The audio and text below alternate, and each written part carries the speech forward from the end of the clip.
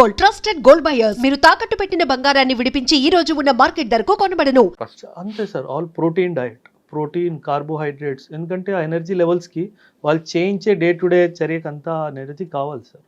చాలా excellent food. ఎందుకంటే there are officers who are posted to ensure that every cadet gets the required nutrition for the day.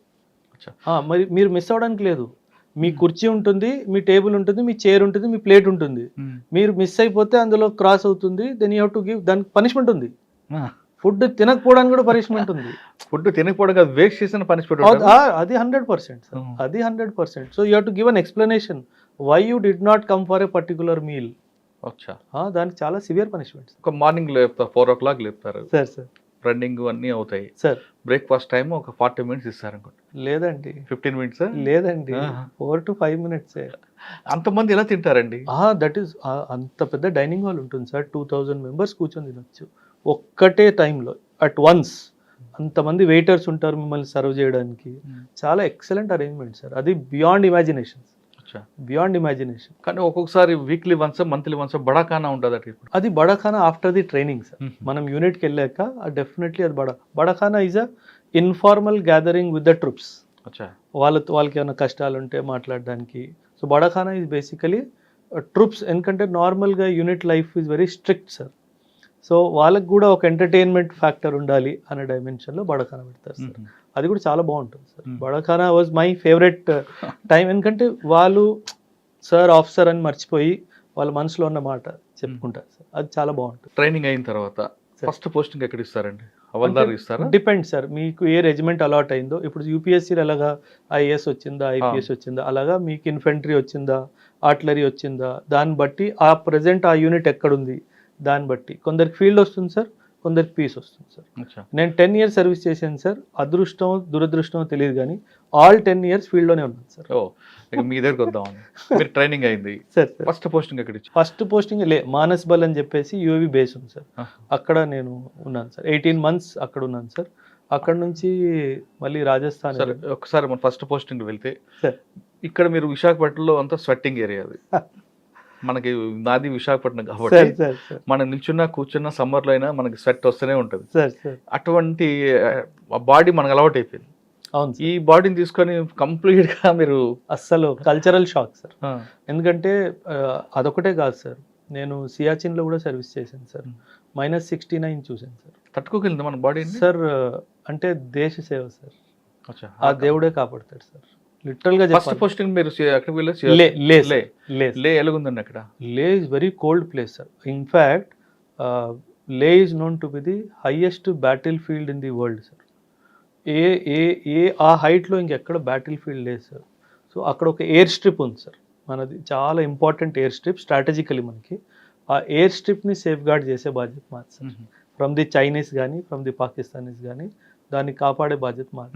ఎందుకంటే northern command జేఎండ్కేలో high ఆల్టిట్యూడ్లో ఉన్న units అన్నిటికీ equipment కానీ armament కానీ food supplies కానీ ఆ air strips ద్వారానే వస్తుంది. అంటే బేస్ పాయింట్.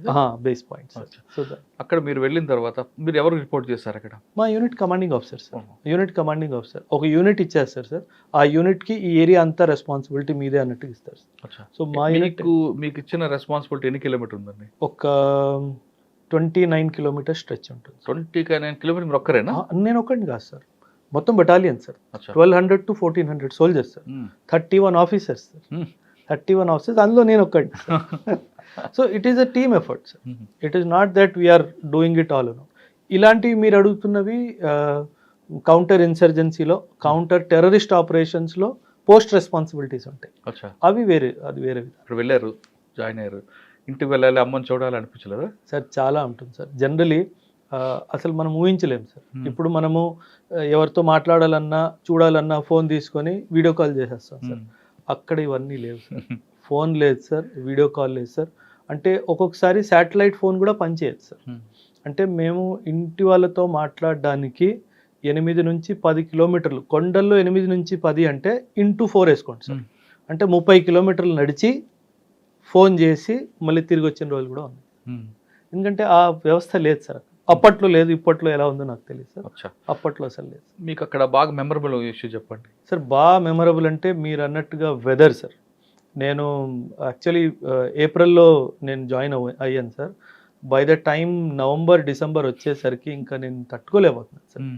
అయితే మా doctor, I was feeling not well, doctor దగ్గరికి వెళ్ళాను సార్, నాకు బీపీ ఏదో ఫ్లక్చువేట్ అవుతున్నట్టు అనిపిస్తుంది అని బీపీ చెక్ చేశాడు. అయితే నేను I don't take alcohol sir, నాకు అలవాటు లేదు సార్, ఎప్పుడు తీసుకోలేదు. సో హీ వాజ్ లైక్ అరే సర్దార్ दारू पी ले थोड़ा ठीक हो जाएगा. मैं सर दारू तो नहीं पीऊँगा, you give me medicine, I will take medicine. He said, don't worry, the divine power will protect you. That day sir, ఆ రోజు తర్వాత నేను సియాచిన్లో కూడా వెళ్ళాను, ఏనాడు చలేయలేదు సార్. ఆయన ఎందుకు అన్నాడో ఆ మాట నాకు తెలియదు, కానీ దేవుడే నీకు కాపాడుతాడని చెప్పాడు. ఎందుకంటే ఆ వెదర్లో ఆల్కహాల్ అన్నది it is a medicine sir, it will keep your body warm from inside. అయినా నేను తీసుకునేవాడిని కదా సార్. వైన్ కన్నా దేవుడిని నమ్మారు. అంతే సార్. ఓకే, ఎంతకాలం? 18 months ఉన్నారండి ఇక్కడ? 17 months వరకు. నెక్స్ట్ ట్రాన్స్ఫర్ ఎక్కడ ఇచ్చారు? రాజస్థాన్ సార్.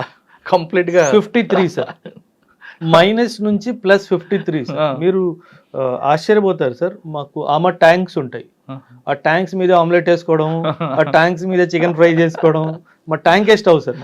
అంత వేడి, మీరు టచ్ చేస్తే ఇది వెళ్ళిపోతుంది సార్, అంత వేడిగా ఉంటుంది tank. So that was a very different, quite opposite. ఇంకో గమ్మత్తు ఉంది సార్, ఇది western most sector of the Indian army. Next posting eastern most సెక్టర్కి వెళ్ళాను. కంప్లీట్ రైన్ ఉంటుంది కంప్లీట్ గా. అంటే నార్త్ నుంచి వెస్ట్కి వెళ్ళాను, వెస్ట్ నుంచి ఈస్ట్కి వెళ్ళాను. మీరు జాగ్రఫీ చదివినట్టయితే బ్రహ్మపుత్ర ఎక్కడైతే యూటర్న్ తీసుకొని ఇండియాలో ఎంటర్ అవుతుందో that is called Lohit valley sir. అక్కడ ఒక పోస్ట్ ఉంది, కిబితూ పోస్ట్ అని చెప్పేసి, ఆ పోస్ట్ కమాండర్గా ఉన్నాను సార్. అంటే అండ్ అక్కడ బోర్డు కూడా ఉంటుంది, this is the eastern most road of India అని చెప్పేసి. అంటే వెస్ట్ నుంచి ఈస్ట్కి వెళ్ళాను, నార్త్ నుంచి వెస్ట్కి వెళ్ళాను. సో అలా ట్రయాంగిల్ ఫామ్ అన్నమాట. ఈ 3 ప్రాంతాలు పనిచేస్తారు కదా మీరు సార్. ఎక్కడ మీకు బాగా ఎంజాయ్ చేశారు? ఎంజాయ్మెంట్ అంటే ఇక్కడ బాగా పనిచేయాలి ఇంకా. అరుణాచల్ ప్రదేశ్ సార్. అరుణాచల్ ప్రదేశ్లో లోహిత్ వ్యాలీ. అప్పట్లో సార్, నేను ఎర్లీ 2000 విషయం నేను చెప్తున్నాను, మన రోడ్ ఇన్ఫ్రాస్ట్రక్చర్ కానీ అసలు ఏం లేదు సార్, అస్సలు ఏమీ లేదు సార్. అంటే ఒక్క బ్రిడ్జ్ గనక చైనీస్ వాళ్ళు కూల్చేస్తే మేము రిటర్న్ కూడా రావడానికి లేదు. సో ఆ పరిస్థితుల్లో మేము డ్యూటీ చేసాం సార్. అంటే మీరు టైర్కి చైన్లు కట్టేవాళ్ళం సార్, ఎందుకంటే జిప్సీ పైకి వెళ్తుంది, మళ్ళీ వెనక్కి వచ్చేస్తుంది, వెనక లోయ ఉంది సార్. సో టైర్లకి చైన్స్ కట్టిన తర్వాత కూడా జిప్సీలు వెళ్ళిపోయాయి సార్. అందుకే మాకు ఎప్పుడు డోర్ లాక్ రూల్ లేదు sir. Door has to be always open. ఆ లాకింగ్ మెకానిజం తీసేస్తారు, సో దట్ ఇమీడియట్గా జంప్ చేయడానికి మనకు సులువుగా ఉంటుంది అనే డైమెన్షన్. అయినా చాలా సోల్జర్స్ని కోల్పోయాం సార్. సో అక్కడ అనిపించేది సార్, ఇక్కడ మనం చాలా డెవలప్ చేయాలి ఏరియాని, ఇన్ఫ్రాస్ట్రక్చరలీ అన్నట్టుగా. ఇప్పుడు జరుగుతుంది సార్, ఇప్పుడు చాలా ఆనందం వేస్తుంది అది చూస్తే, ఒక్కదాని తర్వాత ఒకటి జరుగుతుంది సార్.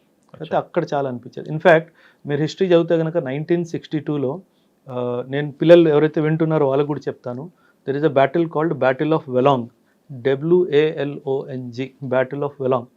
మన సోల్జర్స్ మన గవర్నమెంట్ నుంచి మీరు పోస్ట్ వదిలేయండి, తిరిగి వచ్చేయండి అని చెప్పిన తర్వాత కూడా వాళ్ళు వదిలేయకుండా లాస్ట్ మ్యాన్ లాస్ట్ బుల్లెట్ వరకు ఫైట్ చేశారు.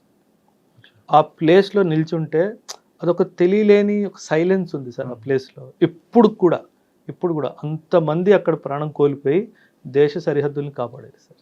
సో అది చాలా బాగా టచింగ్, తెలియకుండానే అక్కడ ఒక చాలా బాగా సార్. సార్ సార్ మన ఫైరింగ్ మీకు ట్రైనింగ్ ఎక్కడ ఇస్తారు? అకాడమీలో కూడా ఉంటుంది సార్, యూనిట్లో కూడా రెగ్యులర్ ట్రైనింగ్ ఉంటుంది. అకాడమీ ఎక్కడ? Academy Chennai sir, officers training అకాడమీలో బేసిక్ మిలిటరీ ట్రైనింగ్ ఉన్నప్పుడు కూడా ట్రైనింగ్ ఉంటుంది. అదే తర్వాత యూనిట్లో కూడా రెగ్యులర్గా firing training is a must sir. And as an officer, because firing మీద కంట్రోల్ పెట్టేదే మేము సార్, ఫైరింగ్ మీద. సో దట్ ఈస్ వై మా ఫైరింగ్ స్టాండర్డ్స్ చాలా బాగుంటుంది సార్. సో ఈ 3 ప్రాంతాలు పనిచేస్తారు కదా, చేస్తున్నప్పుడు మీకు ఎప్పుడైనా మన టార్గెట్ ఎప్పుడైనా కనబడ్డారా, లేదా వాళ్ళతో ఎప్పుడైనా? చాలా మంది సార్, అంటే మనకి సినిమాల్లో చూపినట్టుగా ఉండదు సార్ సినిమాలు. అందుకే నేను జనరలీ ఆర్మీ సంబంధించిన సినిమాలు నేను వెళ్ళను సార్, ఎందుకంటే అక్కడ జరిగేది ఒకటి, వీళ్ళు చూపించేది ఇంకోటి. నేచురల్గా ఆర్మీ కాదు, పోలీసు కూడా వేరేగా చూపిస్తూ ఉంటారు. సో అలా ఏం లేదు సార్, చాలా ఫ్లాగ్ మీటింగ్స్ ఉంటాయి.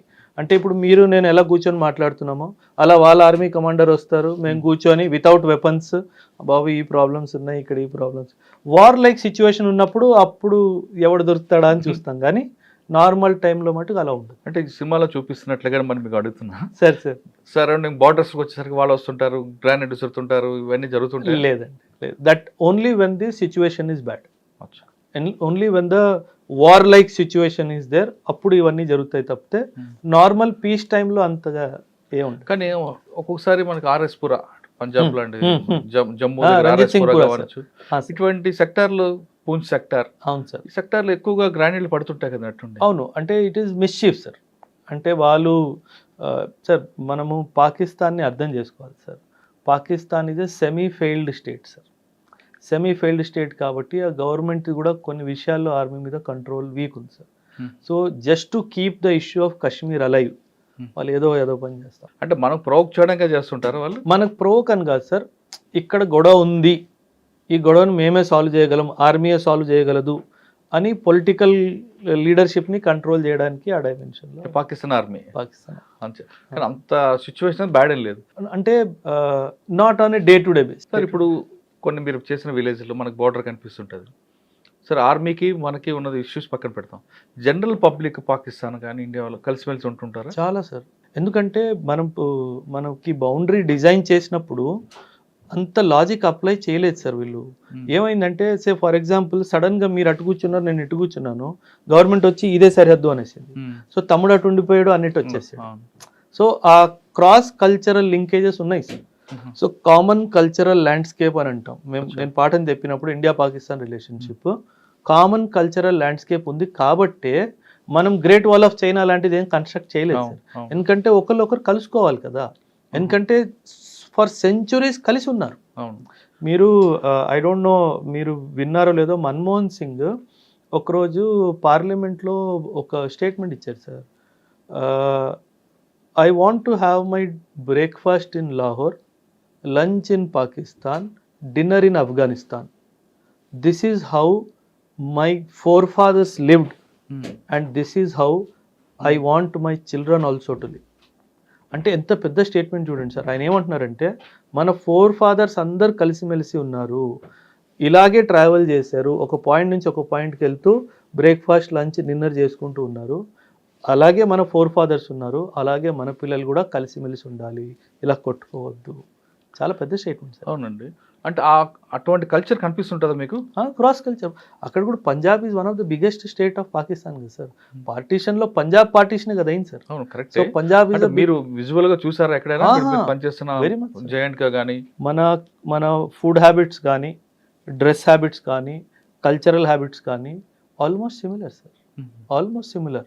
Language they use Punjabi is one of the most spoken language, Urdu is another language. అంటే వాళ్ళ రిలేషన్ కూడా అలాగే ఉందంటారా? Yes yes, very much. అంటే ఓన్లీ ఆర్మీ మధ్యన వార్ ఇదంతే, పబ్లిక్ వార్ కాదు? లేదండి, సివిల్స్ వార్ కాదు అసలు, ఎప్పుడు లేదు సార్, ఎప్పుడు లేదు. They admire Indians like anything, because the kind of మనకు దొరికే లిబర్టీ, స్వేచ్ఛ వాళ్ళకి దొరకలేదు. సెకండ్ పోస్ట్ ఎక్కడికి వచ్చారండి? రాజస్థాన్ తర్వాత then north east, Arunachal Pradesh, దాని తర్వాత అస్సాంలో insurgency, north east insurgency fight చేసింది సార్.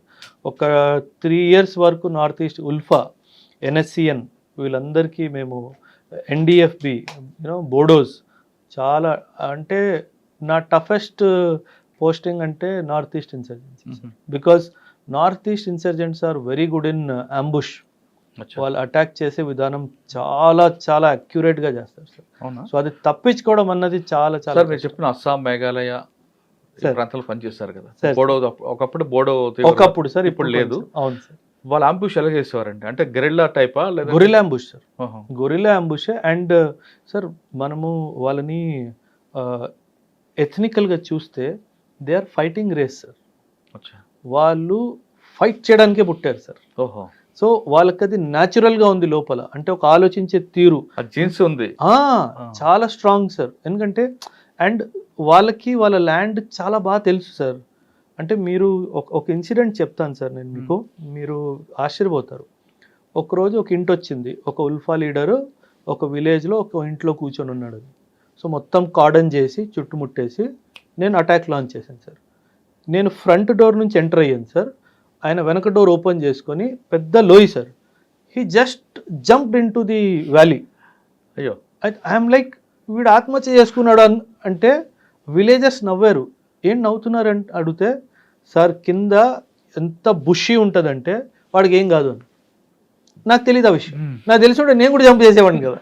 సో ఇలా వాళ్ళకి ల్యాండ్ గురించి ఉన్న అవగాహన మనకు లేదు సార్.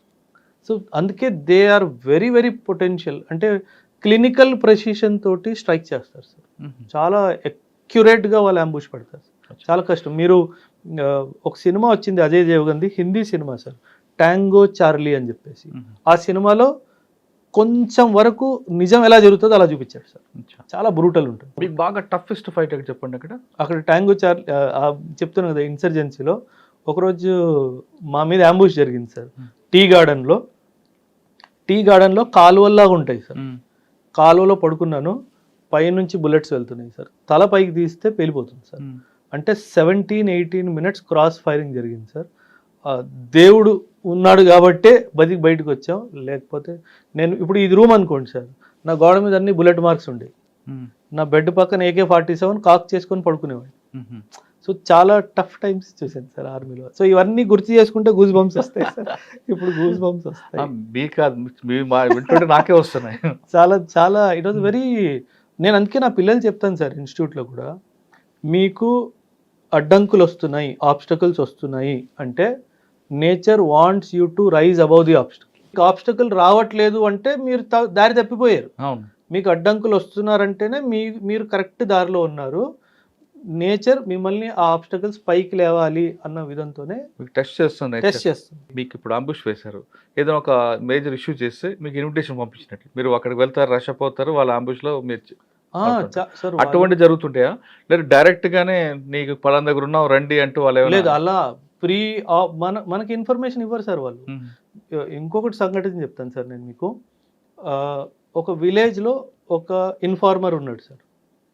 ఉల్ఫా వాళ్ళకి తెలిసిపోయింది ఆ అబ్బాయి మా ఇన్ఫార్మర్ అని చెప్పేసి.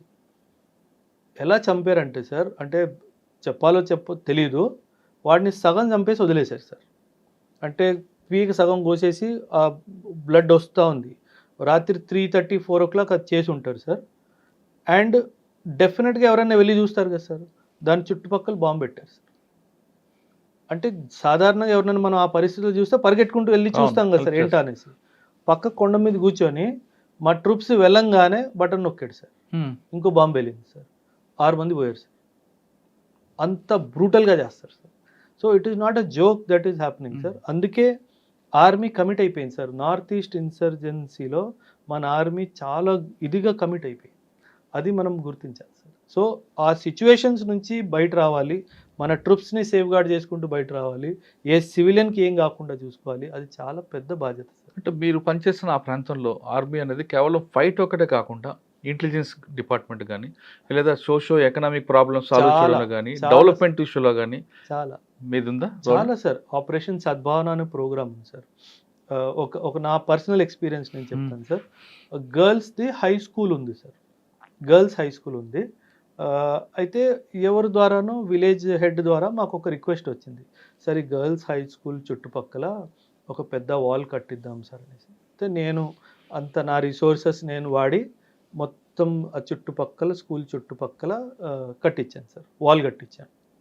రక్షాబంధన్ వచ్చింది సార్, మీరు చెప్తే నమ్మరు sir, 269 girls came to tie rakhi to. అంటే నా ఆర్మీ క్యాంప్ బయట ఫోన్ చేశాడు, సార్ ఈ విలేజర్స్ అందరు వచ్చారు, అమ్మాయిలు ముఖ్యంగా ఉన్నారు, మీకు రాఖీ కట్టడానికి వచ్చారు. So that is the biggest achievement sir. దానికి మించి అచీవ్మెంట్ ఏం కావాలి సార్? 300 మంది మీకు రాఖీ కట్టడానికి మీ తలుపు బయట నిల్చుని ఉన్నారు అంటే we have affected their life positively. Sir మీరు చేస్తున్న టైంలో, పనిచేస్తున్న పీరియడ్లో ఇంటెలిజెన్స్ అనేది మీరు ఎలా డెవలప్ చేస్తారండి? చాలా హ్యూమన్ ఇంటెలిజెన్స్ చాలా స్ట్రాంగ్ సార్. అక్కడ సిగ్నల్ ఇంటెలిజెన్స్ అంత ఉండేది సార్. ఒక్కొక్క విలేజ్లో మూమెంట్ని బట్టి ఎవరు ఎలా వస్తూ ఉంటారు పోతూ ఉంటారు, దాన్ని బట్టి మనం. అంటే వాళ్ళు ఆ విలేజర్స్ మీకు సపోర్ట్ చేస్తారా? చేస్తారు, మిమ్మల్ని ఓన్ చేసుకుంటారా వాళ్ళు? పక్కాగా సార్, పక్కాగా వస్తారు. ఎందుకంటే 2 విషయాలు సార్. విలేజ్కి చెడ్డ పేరు వస్తుంది, ఒకవేళ టెర్రరిస్ట్కి పనహా ఇస్తే కనుక విలేజ్కి చెడ్డ పేరు వస్తుంది అన్న డైమెన్షన్లో కూడా వాళ్ళు హెల్ప్ చేస్తారు. అంటే మనం వాళ్ళని ఎలా టచ్ చేస్తామో పాజిటివ్గా దాన్ని బట్టి వాళ్ళు అంటే వాళ్ళు మిమ్మల్ని ఓన్ చేసుకుంటే yes ఆ విధంగా మీ యాటిట్యూడ్ ఉండాలి. అది మన కాన్ఫిడెన్స్ గెయిన్ చేసుకోవాలి. ఆ కాన్ఫిడెన్స్ మనం గెయిన్ చేసుకుంటే బాగుంటుంది. మేము మా యూనిట్ ఆ ఏరియాని వదిలేసి వచ్చినప్పుడు సార్, మీరు చెప్తే నమ్మరు సార్, విలేజ్ మొత్తం ఖాళీ అయిపోయింది, అందరు గేట్ దగ్గర నిల్చొని చప్పట్లు కొట్టారు, మొత్తం village sir. So I had 361 or 359 villages under my command. Sir మీరు China border, Pakistan border, Bangladesh border 3 బార్డర్లు చూసారు సార్. ఒక్కొక్క బార్డర్ నుంచి ఏవి ఎక్కువగా మనకి డ్రగ్స్ వస్తాయా, కరెన్సీ వస్తుందా, వెపన్స్ వస్తుంటాయండి? పాకిస్తాన్ నుంచి చాలా మటుకు డ్రగ్స్ స్మగుల్ అవుతాయి సార్. ఇక్కడ రాజస్థాన్ బార్డరా? లేదు సార్, గుజరాత్ కానీ, రాజస్థాన్ కానీ, పంజాబ్ కానీ, జేఎండ్కేలో జమ్మూ రీజన్ కానీ, అక్కడ నుంచి మనకి చాలా డ్రగ్స్ వస్తాయి సార్. ఓకే. నేపాల్ బార్డర్ నుంచి వెపన్స్ కానీ, ఇల్లీగల్ స్మగ్లింగ్ కానీ, బంగ్లాదేశ్ నుంచి కూడా చాలా స్మగ్లింగ్ జరుగుతుంది sir. Okay. China and all is more of weapons. North east దీంట్లో అండి? నార్త్ ఈస్ట్ విమెన్ ట్రాఫికింగ్ ఎక్కువ sir, women and drug trafficking. Bangladesh more of Manipur side నుంచి సార్. మనకి థాయిలాండ్ నుంచి, వియత్నాం, కంబోడియా నుంచి, అక్కడ గోల్డెన్ ట్రయాంగిల్ అని ఉంది సార్. డ్రగ్కి వరల్డ్లో top producer of drug is golden triangle in the north east sir. Cambodia, Laos, Vietnam అని చెప్పేసి 3 కంట్రీస్ నుంచి, అక్కడ నుంచి డ్రగ్. మనకి ఎక్కడ వస్తుందండి బార్డర్? మణిపూర్లో మా మోరే అని చెప్పేసి ఐసీపీ ఉంది సార్, ఇంటిగ్రేటెడ్ చెక్ పోస్ట్. అక్కడ నుంచి చాలా ఎక్కువ. అంటే మన బార్డర్ మన పోస్టులు ఉన్నాయి అక్కడ? ఉన్నాయి సార్. మరి మన వాళ్ళు చేస్తుంటారు, అంతా జరుగుతుంది సార్. Border is open. అంటే మనకు పాకిస్తాన్తో ఉన్నట్టుగా ఒక ఫిజికల్ ఆబ్స్టకల్ ఏం లేదు, ఫెన్స్ కానీ అట్లాంటివి ఏం లేవు, బట్ పోస్టులు ఉన్నాయి, పెట్రోలింగ్ జరుగుతుంది, అదంతా జరుగుతుంది. డ్రగ్ అంటే మిగతా వాళ్ళకన్నా డ్రగ్ సప్లై చేసేవాడు కొంచెం అక్కడ ఫెరోషియస్గా ఉంటుంటాడు. ఎందుకంటే అది చాలా డీప్ సిండికేట్ సార్, చాలా పెద్ద పెద్ద హ్యాండ్స్ ఉంటాయి సార్ అందులో. సో అందుకే there is a term called drug running sir. అంటే ఎవరన్నా అడ్డుకున్నా సరే వాడిని కూడా ఎలిమినేట్ చేయడానికి ట్రై చేస్తారు. So drug trafficking is a big menace sir. ఎప్పుడైనా మీకు అటువంటి ఇష్యూస్ ఎదురయ్యండి? చాలా సార్. అంటే we have confiscated kilos of drugs sir. అంటే కాకపోతే పాకిస్తాన్ నుంచి వచ్చేది వేరు, ఇక్కడ నుంచి వచ్చేది వేరు, ఆ డైమెన్షన్ సార్. ఇంకా రాజస్థాన్ ప్లస్ గుజరాత్ అన్ని బార్డర్. నెక్స్ట్ ఎక్కడికి వచ్చారు పెళ్ళి అయిన తర్వాత? దేహ్రాదూన్లో సర్వీస్ చేశాను సార్ ఒక 2 years వరకు. డెహ్రాడూన్లో ఎక్కడ ఉన్నారు? దేహ్రాదూన్ గడి క్యాంట్, పెరీ స్టేట్ అని చెప్పేసి 2 places ఉన్నాయి సార్. అంటే that was basically for training purposes sir.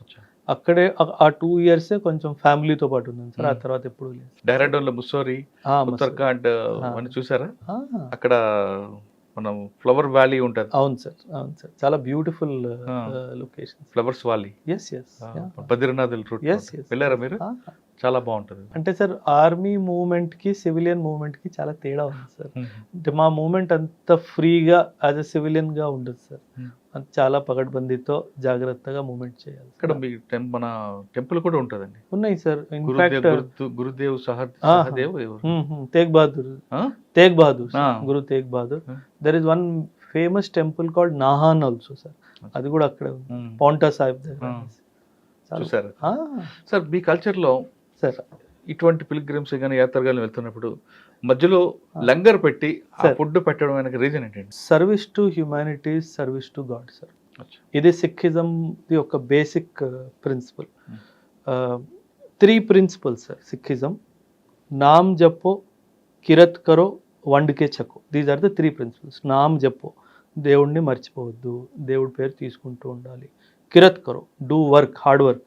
You will never find a Sikh person begging for food. మీకు ఎక్కడ దొరకదు సార్, ఎందుకంటే కమ్యూనిటీలో దాన్ని అప్రిషియేట్ చేయరు sir. And Vandke Chhako is when you SIT to eat you should have somebody to share the food with.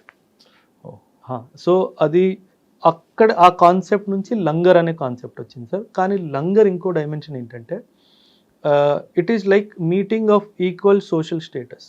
రాజు అయినా ఒక పేద కుటుంబానికి చెందినోడైనా పక్కన కూర్చొనే తినాలి. When Guru Nanak was professing about Sikhism sir, చాలామంది రాజులు తనని కలవడానికి వచ్చేవాళ్ళు. ఇది పార్ట్ ఆఫ్ హిస్టరీ సార్, నేను చెప్తున్నాను మీకు. రాజు వాళ్ళని కలవడానికి వచ్చేవారు. ఆయన ఆదేశం ఏంటి?